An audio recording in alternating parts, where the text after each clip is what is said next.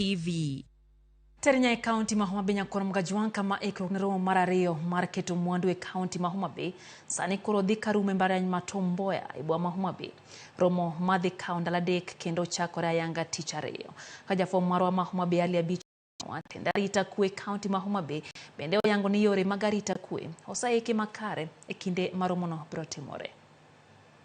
Romo mar ariyo mar keto mwandu e county ma Homa Bay sani koro chopo ng'iende kendo en romo mar adhai madhi kelo kanyakla joketo mwandu mowuok e pacho ka kod pinje maoko. Romo madhi kaunti aladek chakre tich ariyo e mbalariany ma Tomboya e boma ma Homa Bay. Jatend piny Kenya William Ruto ema biro yawo ayanga romo makamano tich ariyo kendo jodito mopogore sirikal bende biro yure romo makamano ka gavana ma Homa Bay Gladys Wanga wacho ni Ikruok tani kare ne romo no. Kochakore tarik 27 nyaka tarik 29 waikore ne welo Ikruok duto selosi.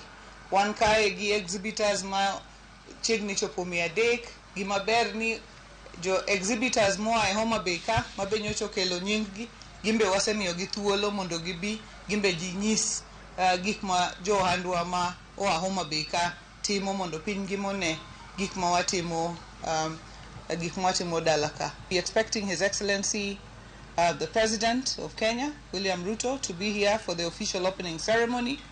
We'll be expecting Right Honorable Raila Amolo Odinga to be here on the second day, and we'll be expecting Professor Peter Anyang' Nyong'o, Governor of Kisumu, to be here to officiate the closing ceremony. Romo no mar keto mwandu bende dhi kelo welo mathoth madhi bedo e county ma Homa Bay kuom ndalo adek mangima ka gavana wacho ni Ikruok oseketi mabiro neno ni welo makamago oyudo kuonde mag jot maonge ng'ikruok ka jopiny e county ni bende ojiw mondo ikre mar rwako welo. Adwa kwayo jowa duto te ni sa ochopo mondo warwak welo.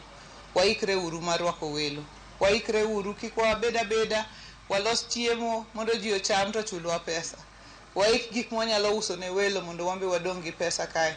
Jo taxi oikre luok geche gi maler.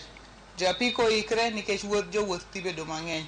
Waikre uru, waketuru kwe mondo warwakuru wendwa duto te. Gini ji dwa benefit in all spheres. Jo piny ma Kenya ma Homa Bay ka matimo ohala they benefit because they are wares they yudo market margi. Mar ariyo gige mwa produce ka machalo kaka gigme pidho machalo rabuon, rech mwa pidho, mananas, pamba, and many other things Mogi will be exposed to the outside world. Majiboido market magi. Bende tenda rita kwe county ni yango ni yore magarita kwe osejiw ma otelo ne romo no eneno ni onge rochruok mar rita kwe manyalo bedo e kinde romo mandala adek no. On the security front we are ready. We want to confirm that indeed Homa Bay is famed for peace and security, and we want to say that throughout the conference we want to ensure that this is sustained. Many will agree with me that indeed the conference is something big for us. It is something that we will not take for granted. We just want to confirm to the guests, the delegates, the exhibitors that Homa Bay is safe. Beach, Ramogi TV, Homa Bay.